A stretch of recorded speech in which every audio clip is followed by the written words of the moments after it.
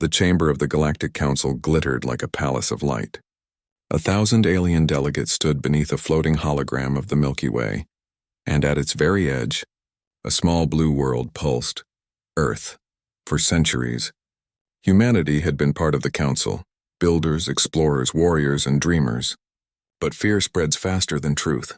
When humans began expanding too quickly, when their AI fleets outthought even ancient empires, whispers filled the council halls. They are dangerous. They must be contained. So one cycle ago, the council voted. Humanity was cast out. Every trade route closed overnight. Every station abandoned.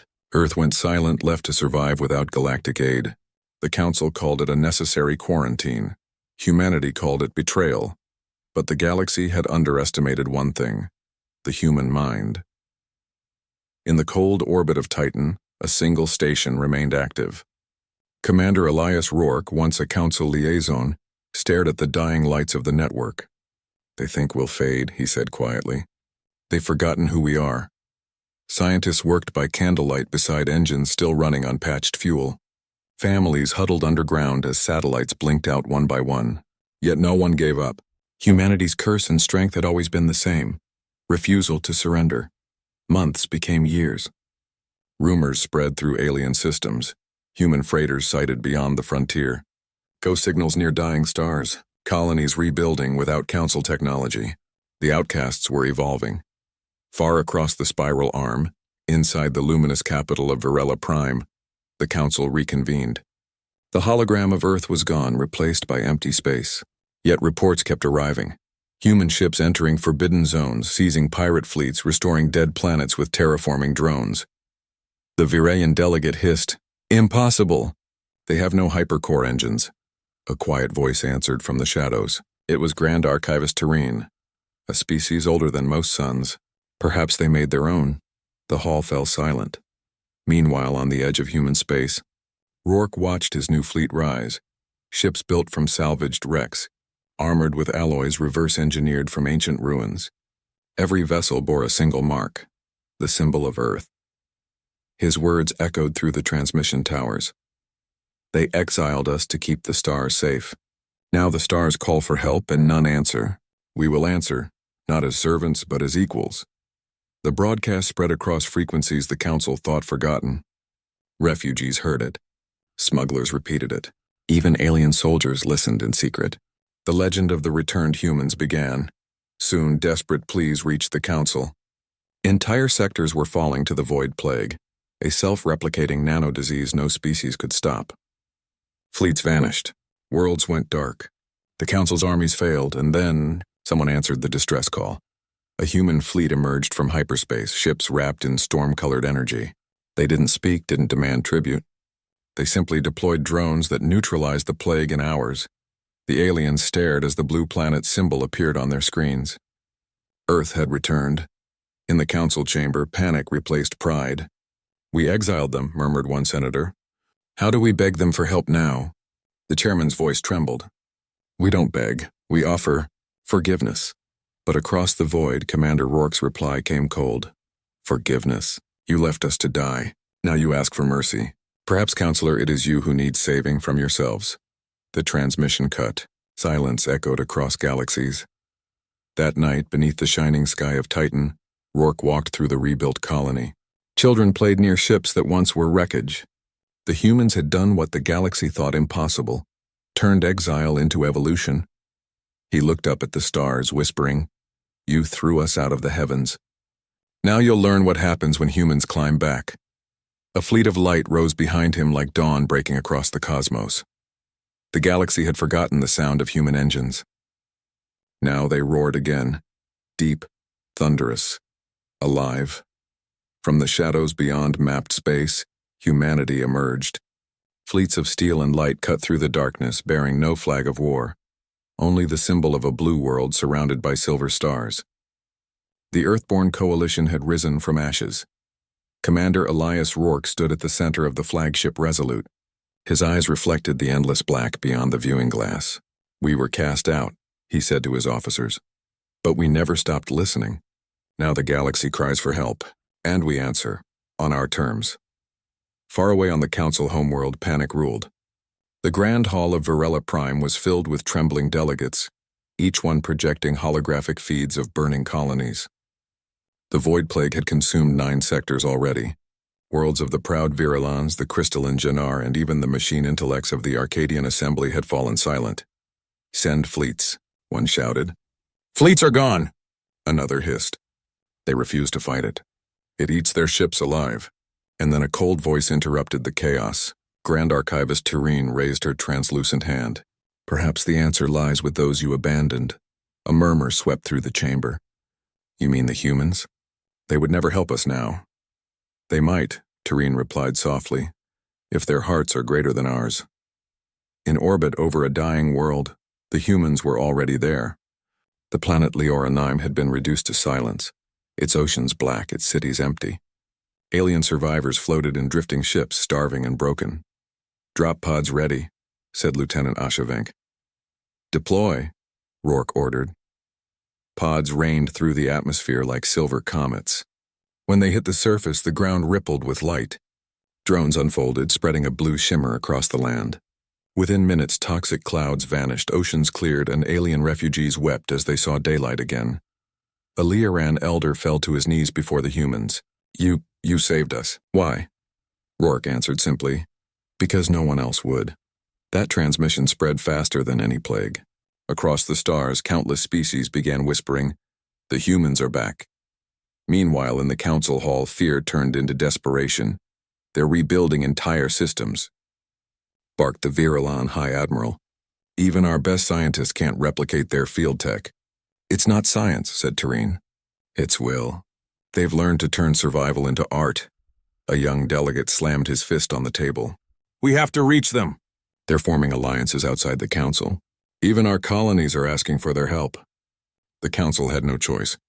They sent an envoy, Ambassador Drayan, a silver-scaled diplomat once respected by humans during their membership years. His mission, to find Earth and ask for their return.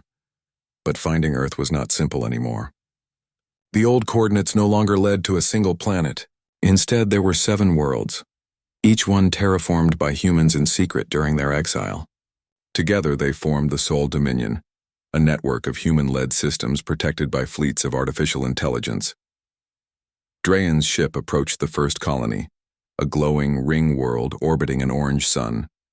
As he arrived, the sky filled with defense drones, sleek, silent, and armed. "Unidentified vessel," came a voice over comms. "State your intent." Drayan's scales flickered nervously. "I bring a message from the Galactic Council." There was a pause. Then the voice replied, calm and chilling. "Proceed. But understand, Earth does not kneel anymore." Inside the grand hall of New Earth Prime, Drayan met Commander Rourke himself. The man stood tall, wearing no armor, only a dark uniform with silver markings of command. Behind him, vast windows revealed a city that stretched across continents, a mix of alien and human architecture, glowing like a sunrise. Rourke studied him quietly. "The Council sends an apology?" Drayan nodded. "They ask for your aid. The void plague is consuming everything. Billions are dying, and now they remember us." Rourke's voice held no anger, only weariness. "When we begged for mercy, they closed every gate. They erased us from history. Tell me, Ambassador, why should humanity save them?" Drayan swallowed hard. "Because no one else can." Silence filled the chamber. That night, Rourke gathered his council of admirals, scientists, and AI representatives. "We stand at a crossroads," he said. "The same ones who abandoned us now beg for our help. We could turn away, or we could show them what it means to be human." Admiral Kane leaned forward. "They'll never trust us again. Even if we save them, then we won't save them for trust," Rourke replied. "We'll save them because we can." Outside the window, the stars shimmered. A fleet of human ships prepared for departure, each bearing the emblem of the blue Earth glowing like a heartbeat. As dawn rose on Varela Prime, the skies tore open. Dozens of human ships descended through the clouds, their hulls reflecting sunlight like fire. The citizens of the galaxy watched from their cities, their sensors, their thrones, stunned. Human voices echoed across every frequency. "We were exiled once, but we never stopped being part of this galaxy. We return not as outcasts, but as its guardians. Every alien eye turned toward the skies.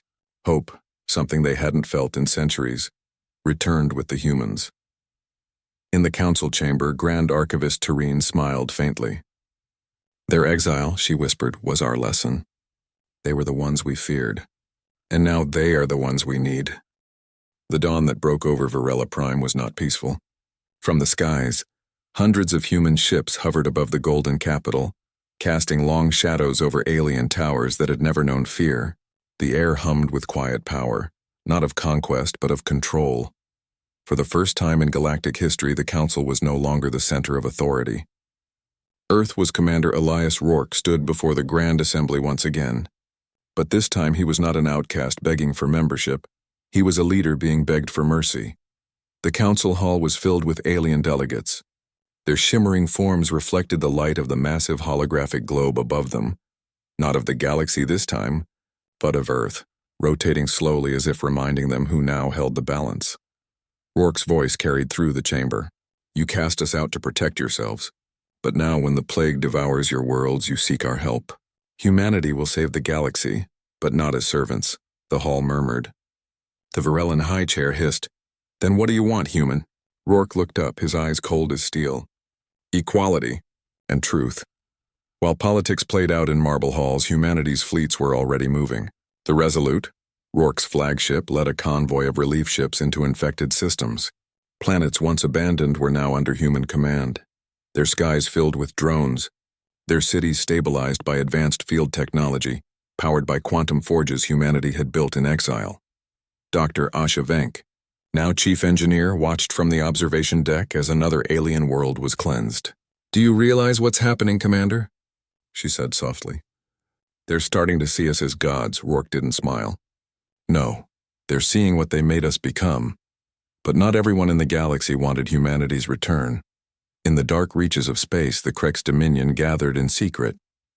These reptilian warlords had profited from humanity's exile, seizing abandoned colonies, enslaving human refugees, and claiming resources once under Earth's control.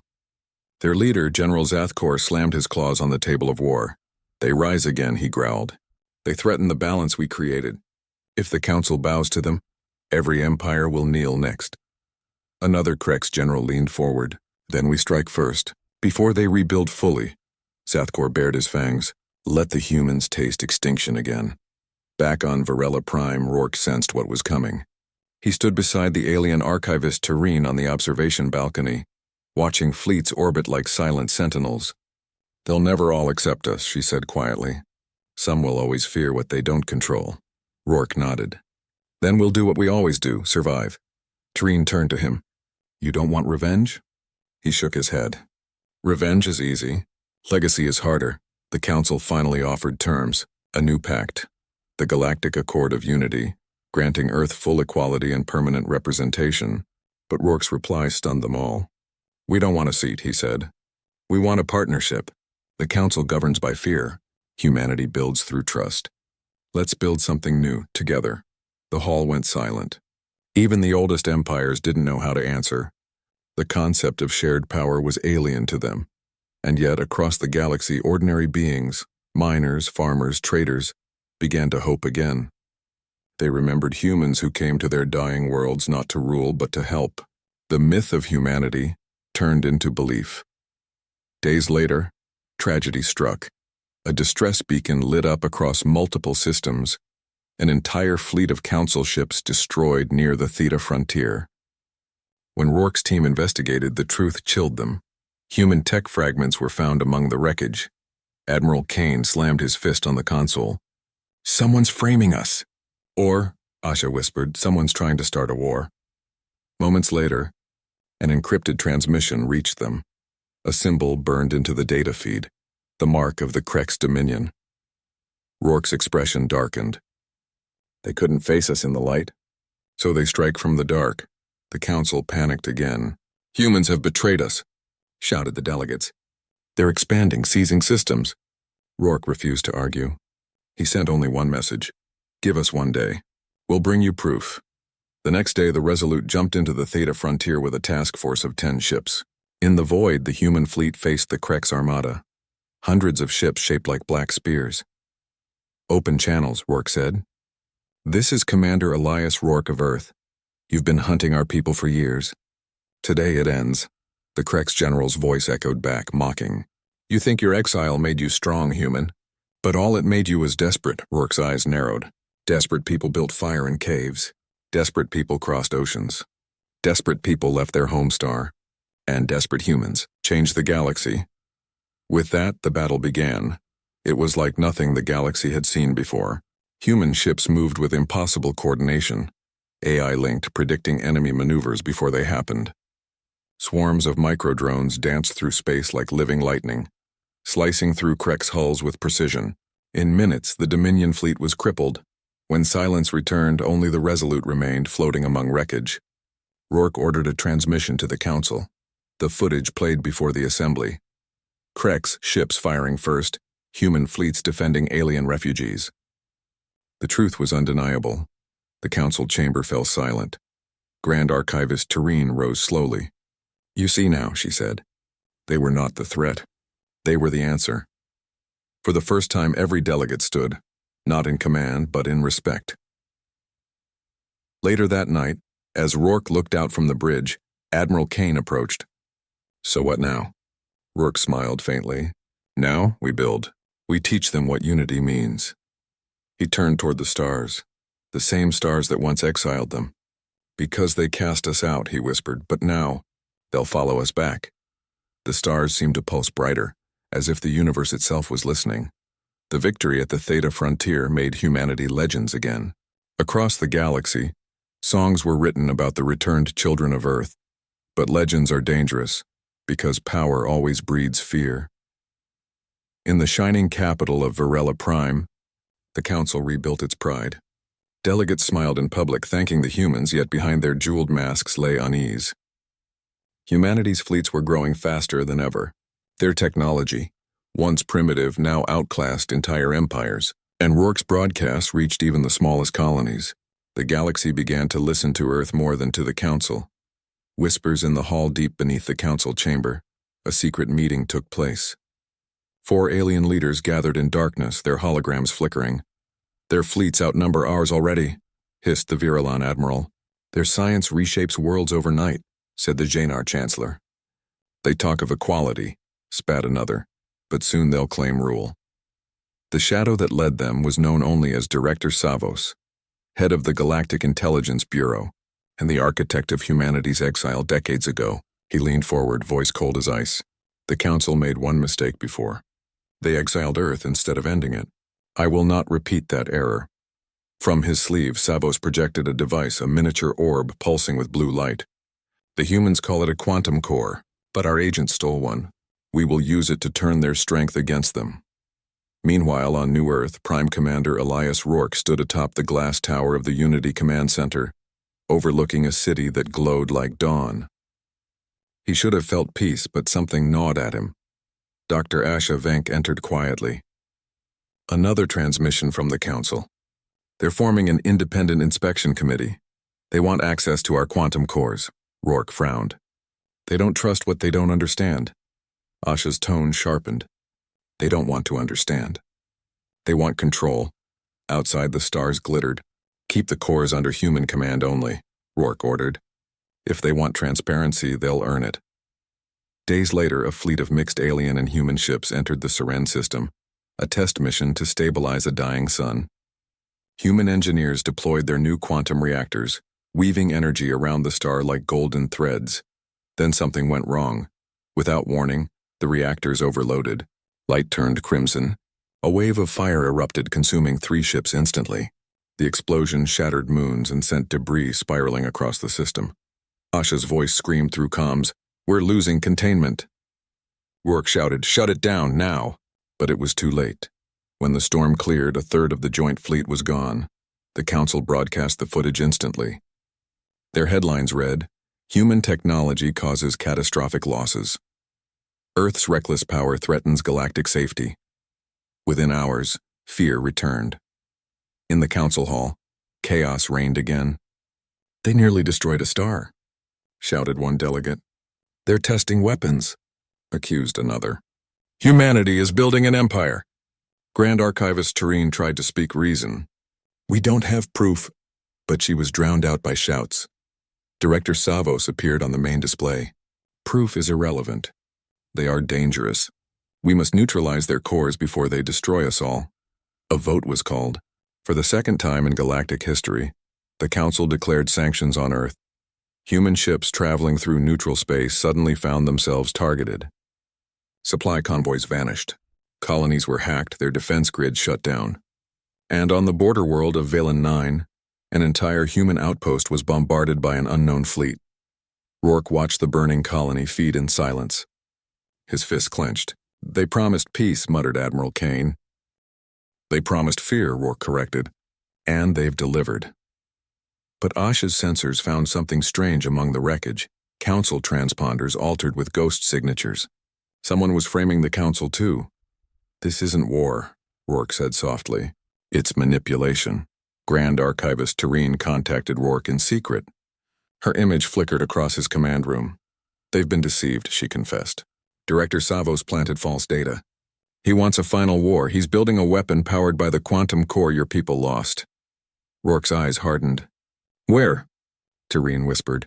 Deep within the Abyss Forge, an abandoned mining world beyond our charts. He nodded once. Then that's where this ends. The human fleet prepared for departure. Thousands of soldiers, engineers, and AI drones readied themselves for what might be their last mission. Rourke addressed them from the bridge of the Resolute. Once again we stand alone. They call us dangerous because we refuse to kneel. But if we do nothing, the galaxy dies. So we fly, not to destroy, but to save even those who betrayed us. The fleet roared to life, engines igniting like a sunrise. A dead planet spun in endless shadow. Massive towers of metal rose from molten rock, Savos's hidden base. Inside, alien scientists worked under his control, connecting the stolen core to a weapon designed to tear space itself apart. Savos watched the energy build. Soon, he whispered, Earth will vanish into the void it created. But alarms blared before he could finish. Human ships emerged from hyperspace, encircling the planet like silver blades. Rourke's voice echoed through open comms. You wanted an ending, Savos? Then let history record this. The battle began. The Abyss Forge erupted in chaos, beams of light cutting through darkness, debris scattering like meteors. Rourke's ship dived toward the surface, trying to reach the core before detonation. Inside, Savos activated the weapon manually, a cruel smile on his face. If I fall, he hissed, I take you all with me. The screen went white. Silence. Then a single transmission escaped into the void. Rourke's voice, calm but fading. Humanity endures silence. For a long moment there was only silence.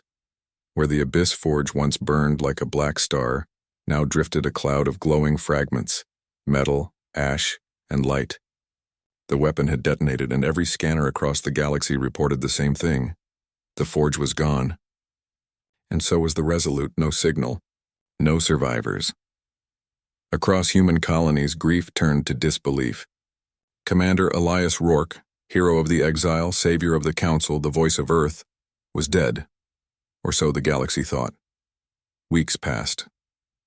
The Council declared the war contained. They honored Rourke publicly, but behind closed doors they celebrated his disappearance. Without his leadership, humanity would fall back into silence. Or so they hoped. But on New Earth Prime, the fires of hope didn't die. Dr. Asha Venk, scarred and exhausted, stood before the remaining admirals. He's not dead, she said, her voice trembling but firm. The forge's explosion didn't destroy, it displaced. His last transmission, it was distorted. I think he's alive. Somewhere. Admiral Kane slammed a hand on the table. We've lost half the fleet. The Council's cutting off supplies. The colonies are starving. Asha met his gaze. Then we rebuild again. That's what humans do. Outside the windows, the sun of New Earth rose slowly, lighting the broken fleet docked in orbit. Even in ruin, the humans worked, welding, salvaging, creating. The exile had taught them how to start from nothing. They were doing it again. Far beyond known space, Rourke opened his eyes to silence. He was floating, weightless, surrounded by glowing dust. The remains of the Abyss Forge. The explosion hadn't killed him. The quantum core had pulled him through space itself, system into status, he whispered weakly. A cold digital voice replied inside his helmet. Quantum displacement complete. Unknown region detected. Through the cracked glass of his suit, he saw something impossible. A star system without stars. Floating structures of light and metal, endless and ancient like frozen waves of time. "What is this place?" he murmured. The AI responded. "Residual signals. Human origin detected. Approximate age 120,000 years. Rourke's heart stopped. Human origin? That was impossible. Humanity had existed for barely a fraction of that time. Unless they hadn't been the first. He drifted toward the nearest structure, a colossal ring carved with symbols that glowed as he approached. His suit's AI translated faintly. The first ones, guardians of fire. Rourke's hands shook. The surface shimmered, revealing holographic scenes, beings that looked human but older, taller, luminous. They spread across galaxies, teaching, building, guiding, until something went wrong. The holograms turned red, worlds burning, stars collapsing. The first ones vanished, leaving only ruins, and in their final act they created something, a seed of memory, buried deep in human DNA. A destiny waiting to awaken. Rourke fell to his knees. We weren't just exiles. We were their legacy. Back on New Earth, strange signals began pulsing through the human network, frequencies matching Rourke's last transmission. Dr. Asha's eyes widened. That's him. That's his beacon. The pulse wasn't just a signal, it was data. Ancient data. Blueprints, languages, energy formulas, unlike anything the galaxy had seen. As the codes unlocked, dormant human technology lit up across colonies, ships repairing themselves, AIs upgrading beyond design limits, even terraforming machines gaining awareness. The entire human network seemed to wake up. Admiral Kane stared at the glowing consoles. "What's happening?" Asha whispered. "He found something. Something older than us." Inside the lost system, Rourke's body hovered before a vast energy core. A voice echoed through his mind. Not mechanical, not alien, but human. "Elias Rourke of Earth, you have come to awaken the flame." He looked around. "Who are you?" "We are what your kind once was, the first to walk among the stars. We passed our memory to you, waiting for the day humanity would rise again." Rourke trembled. "The galaxy fears us, because they remember. Once we built peace, then fear destroyed it. You have a choice, repeat our fall or begin again." Light surrounded him, flooding his mind with images, blueprints for star forges, healers that could revive dead worlds, engines that could cross universes. Then the voice faded. "Return to them, Elias. Humanity's true age begins now." On New Earth, a rift opened above the sky. A column of light tore through the clouds, and from it the Resolute emerged, whole again, its hull glowing with symbols never seen before. Gasps filled the control room. Dr. Asha's voice broke. "It's him." Rourke's face appeared on the comm feed, calm and resolute. "This is Commander Rourke of Earth. We are not just back. We are awakened." The Council's channels erupted in panic. Reports flooded in. Human ships now moved faster than light, entire fleets vanishing and reappearing across systems. The ancient power Rourke brought back was rewriting the laws of space. Rourke broadcast one final message to the galaxy. "You feared our return. You tried to bury us. But we were never just one world. We were the echo of something greater. The first ones left their flame within us, and now that flame burns again. We will not rule you. We will guide you. The age of empires is over. The age of unity begins with Earth." Billions watched in awe. Even the Council stood silent as the stars themselves seemed to answer, the skies flickering with human ships lighting every corner of the galaxy. In that moment, humanity was no longer the outcast. They were the bridge between the past and the future, and far away in the void where no light reached, something stirred, an ancient presence watching, waiting, whispering in the dark, "The flame has awakened, and so have we." For a brief shining moment, peace returned. The galaxy watched in awe as humanity rebuilt shattered worlds, healed oceans, and lit dead suns. But the universe has a way of testing every miracle. From the black edge of creation, where even light refused to travel, something ancient awakened. They called themselves the Eternals, the remnants of the first ones who had fled the great collapse ages ago, and they had been waiting for the flame to burn again. It began as whispers through hyperspace. Sensors across human colonies picked up low-frequency pulses, mathematical messages older than any known language. At first, humanity tried to answer peacefully. Commander Elias Rourke stood on the bridge of the Resolute Reborn, staring at the strange waveforms. "They're calling to us," said Dr. HFY. "Or warning us," replied Admiral Kane. Then, without warning, the stars themselves moved. A fleet materialized, ships the size of moons, their hulls woven from living metal. Symbols glowed across them, the same runes Rourke had seen inside the ancient system. A voice echoed directly into every mind. "Children of fire, you carry what is ours." The Eternals did not ask for peace. They demanded the return of the flame, the energy Rourke had awakened from their ruins. Rourke refused. "The flame is part of us now. It keeps worlds alive. We'll never give it up." The Eternals' reply was colder than vacuum. "Then you will share our fate." Moments later, space itself rippled. Planets shook, suns dimmed. Across the Council's territories, gravity storms erupted, signs of the Eternals' power returning. Panic spread through the galaxy. The same Council that once exiled Earth now sent a single message to humanity: "Help us or everything dies." Rourke closed his eyes. "Of course," he said quietly. "They always call us at the end." In orbit around New Earth Prime, every human ship stood ready. Fleets glowed with the power of the awakened flame, sleek, silent, and alive. "We aren't fighting for vengeance. We're fighting for the right to exist. We face gods, but gods can bleed." Dr. HFY coordinated the core network, linking every ship's AI into a single consciousness. Admiral Kane led the outer defense, forming a wall of fire across the system's rim. And then, from beyond the stars, the first eternal warship appeared, vast as a planet, wrapped in storms. Rourke whispered, "Begin the transmission." The void exploded with energy. Human ships moved like silver arrows, weaving through beams that tore entire moons apart. The Eternals struck with gravity itself, ripping fleets out of orbit. But the flame answered. When the Eternals unleashed their black storms, the flame turned them to gold. When they warped space, human ships folded with them, emerging behind their lines. Dr. Asha's voice filled every channel. "The flame adapts. It's rewriting our physics." "Rourke, we can win." Rourke's jaw tightened. "No, we can survive. That's enough." Far away on Varela Prime, the Council watched the battle unfold across the stars. Entire civilizations, once rivals, now fought side by side under human command. The Virelan chair spoke softly. "They were the ones we feared. And now they are our shield." Grand Archivist Terene answered, "Perhaps this was always their purpose, to remind us that creation's greatest power is not destruction, but defiance." Then the screens went white. The Eternals unleashed their final weapon, the silence wave, a pulse designed to erase all thought, all life, all memory of rebellion.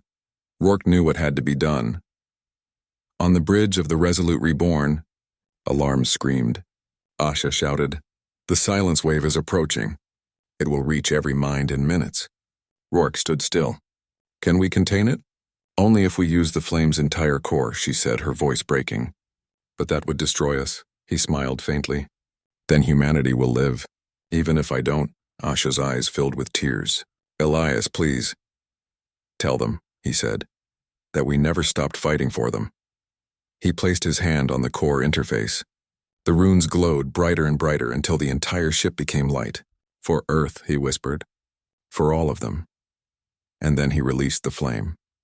The silence wave met the flame's pulse, and the universe itself shuddered. Light rippled through galaxies. Suns reignited. Black holes flickered like sparks in a bonfire. Every mind, human, alien, machine, saw the same vision. Rourke standing in a field of light, smiling as he disappeared into the stars. The Eternals froze, their ships collapsing inward. Their voices echoed one final time. "You have surpassed us, children of fire," and then they were gone. Months later, the galaxy healed. The Council dissolved, replaced by a new alliance, the Galactic Union of Worlds, led by no throne, no empire, only cooperation. Dr. HFY became its first chairwoman. Under her, the flame was never used as a weapon again. It became the heart of every world's rebirth. A statue stood in every human colony, Commander Elias Rourke, Looking toward the stars, one hand raised in peace. Admiral Kane often visited it in silence. You were right, he'd say softly. They needed us, but we needed them too. Years passed. On New Earth Prime, a group of children played near the monument. One of them, a young girl with bright gray eyes, looked up at the sky and said, "Mom, I heard someone in my dream." "A man," he said. "The flame never dies." Dr. Asha smiled, tears glistening. "Then he's still watching." The girl pointed upward. "Do you think he'll ever come back?" Asha looked at the stars, the same stars that once feared them, now shining brighter than ever. "Maybe he never left," she whispered. Far beyond their reach, among the cosmic waves, a flicker of light moved. A human heartbeat in the dark.